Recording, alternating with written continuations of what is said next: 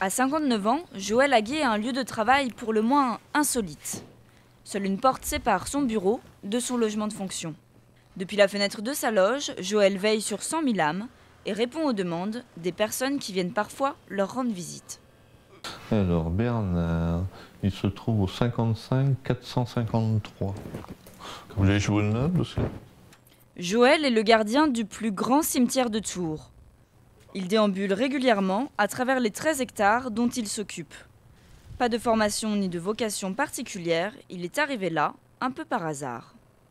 Bon, j'ai eu la chance de tomber sur ce concours de fossoyeur. Je ne savais même pas du tout ce que c'était. Je suis arrivé là, j'ai creusé un trou et puis bah, bon, c'est le fait, c'est moi qui ai été pris. On était pourtant je ne sais plus combien. Depuis ce jour de 81, il s'amuse à dire qu'il n'est jamais ressorti de ce cimetière. Un métier qu'il a appris à aimer, mais qui compte toujours des moments pénibles, notamment quand il s'agit d'enfants.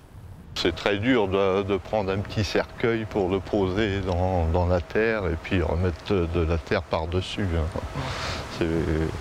Quand on a des enfants qui sont de même âge et puis qu'on pense que ça peut être le nôtre, c'est pas possible. Mais au fil des années, le gardien a appris à s'endurcir. Malgré cet environnement particulier, Joël dédramatise son quotidien et apprécie le contact avec les gens et l'aide qu'il leur apporte. Je vois plein de personnes qui nous amènent une bouteille parce qu'ils disent vous avez un métier qui n'est pas facile. Dès qu'on a besoin d'un renseignement, vous êtes là le dimanche et tout. Il dit aujourd'hui il y a beaucoup de communes ou même les gens, si vous ne savez pas où aller, il n'y a personne pour vous renseigner dans le cimetière. Et depuis quelques années, Joël remarque que les visites sont plus nombreuses, les tombes plus fleuries. Peut-être un repère essentiel pour ceux qui restent et qui affrontent des temps de crise difficiles.